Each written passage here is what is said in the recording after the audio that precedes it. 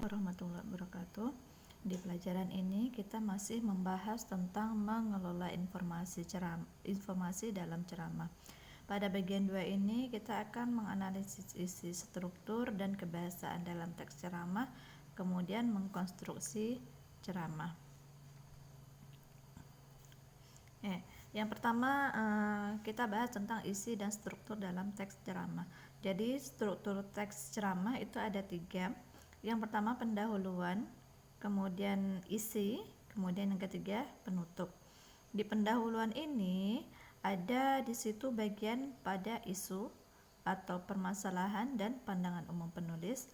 Kemudian bagian isi ini pendapat-pendapat dan fakta-fakta. Yang bagian ketiga yaitu penutup, di situ simpulan dan rangkuman.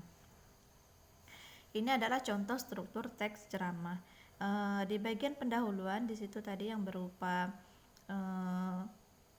isi dan sebagainya. Kemudian yang bagian B itu isi rangkuman argumen yang berisi pendapat dan fakta. Kemudian yang terakhir itu penutup berupa penegasan kembali dan rangkuman.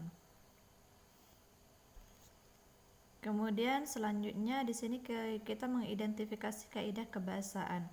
Jadi kaidah kebahasaan teks ceramah itu ada 5. Yang pertama itu menggunakan kata ganti orang pertama tunggal.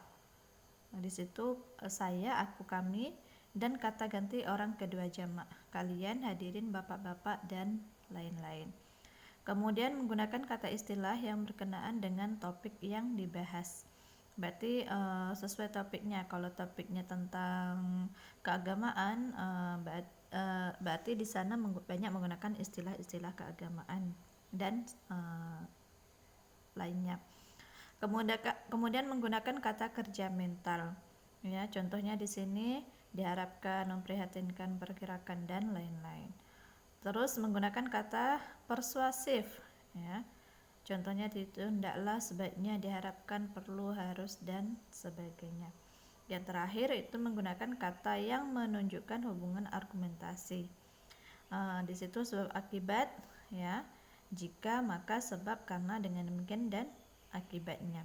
Kemudian menggunakan kata yang menyatakan hubungan tempral atau perbandingan. Sebelum itu, kemudian pada akhirnya, sebaliknya, berbeda halnya, namun, dan lainnya. Mengkonstruksi ceramah, ya. Di situ menentukan aspek yang disunting dalam ceramah. Disunting ini artinya diperbaiki atau dikoreksi. Pertama itu topik, ya. Aspek yang pertama yaitu topik. Topik ini bisa pribadi, hobi, keterampilan, pengalaman, pekerjaan, dan sebagainya. Kemudian merumuskan tujuan ceramah. Tujuannya untuk apa? Tujuan ini ada bagi beberapa. Ada yang tujuannya memberitahukan atau informatif, ada tujuannya untuk mempengaruhi atau mengajak, itu persuasif, dan ada tujuan untuk menghibur atau rekreatif. Tujuan khusus itu rincian dari tujuan umum, ya. Jadi ada 2, tujuan umum dan tujuan khusus. Yang ketiga itu menyusun kerangka ceramah. Ya, kerangka ceramah, garis-garis besar materi yang akan diceramahkan. Jadi garis-garis besarnya apa yang akan kita sampaikan kepada audiens. Yang terakhir itu menyusun ceramah berdasarkan kerangka yang nomor 3. Jadi kerangka yang udah dibuat di nomor 3 itu dijabarkan lagi menjadi sebuah susunan teks ceramah. Menyampaikan hasil suntingan dengan memperhatikan struktur dan kebahasaan. Strukturnya tadi kita lihat ada isi, ada pendahuluan, isi, dan penutup. Kemudian kebahasaan tadi yang ada 5 tadi. Jadi apa tujuannya?